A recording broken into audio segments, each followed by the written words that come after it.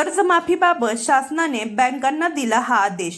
पुण्यश्लोक अहिल्यादेवी होळकर शेतकरी कर्जमुक्ती योजना 2026 या अंतर्गत 30 सप्टेंबर 2025 रोजी थकीत असलेल्या व 31 मार्च 2026 पर्यंत परतफेड न केलेल्या पात्र शेतकऱ्यांना 2 लाख रुपयांपर्यंतची कर्जमाफी मिळणार आहे।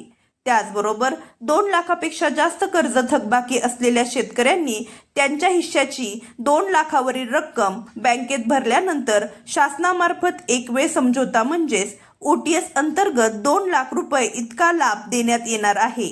पीक कर्जाची नियमित परतफेड करणाऱ्या शेतकऱ्यांना 50,000 रुपये प्रोत्साहनपर अनुदान देण्यात येणार आहे।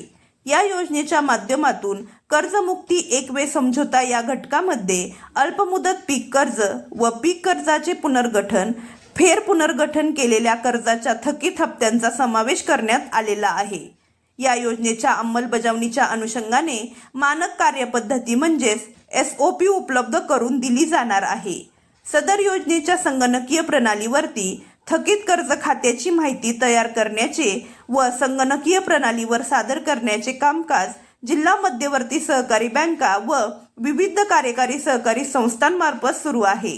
जिल्हा मध्यवर्ती सहकारी बँका व विविध कार्यकारी सहकारी संस्थांनी शेतकऱ्यांच्या थकीत कर्ज खात्याची माहिती संगणकीय प्रणालीवर सादर करण्याची प्रक्रिया सुरू आहे व यानंतरच योजना मानक कार्यपद्धतीनुसार कर्ज खात्याचे संगणकीय संस्करण, अपात्रतेच्या निकषानुसार कर्ज खात्याचे विलगीकरण, शेतकऱ्यांमार्फत आधार प्रमाणीकरण व त्यानंतर कर्जमाफी रकमेचे कर्ज खात्यामध्ये हस्तांतरण इत्यादी कार्यवाही करण्यात येणार आहे। या प्रक्रियेला काही कालावधी लागणार असल्यामुळे शेतकऱ्यांच्या कर्ज खात्यामध्ये कर्जमाफीची रक्कम प्रत्यक्ष हस्तांतरित होण्यास काही कालावधी लागणार आहे।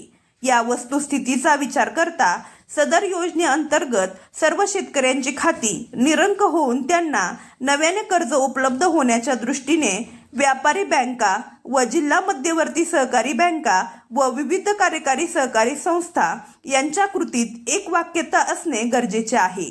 त्या अनुषंगाने जिल्हा मध्यवर्ती सहकारी बँका व विविध कार्यकारी सहकारी संस्थांनी कर्जमाफी व एक वेळ समझोता योजनेच्या माध्यमातून दिनांक 1 एप्रिल 2026 ते प्रत्यक्ष योजनेचा लाभ मिळेपर्यंत थकीत पीक कर्जाच्या रकमेवर व्याज आकारू नये असे निर्देश सर्व संबंधितांना महाराष्ट्र सहकारी संस्था अधिनियमन 1960 चे कलम 79 खाली देण्यात आलेले आहेत। महाराष्ट्र सहकारी संस्था अधिनियमन 1960 चे कलम 79 नुसार शासनास प्राप्त असलेल्या अधिकारान्वये राज्यातील सर्व जिल्हा मध्यवर्ती सहकारी बँका व विविध कार्यकारी सहकारी संस्था यांना लोकहितार्थ शासनाने खालीलप्रमाणे आदेश दिलेला आहे।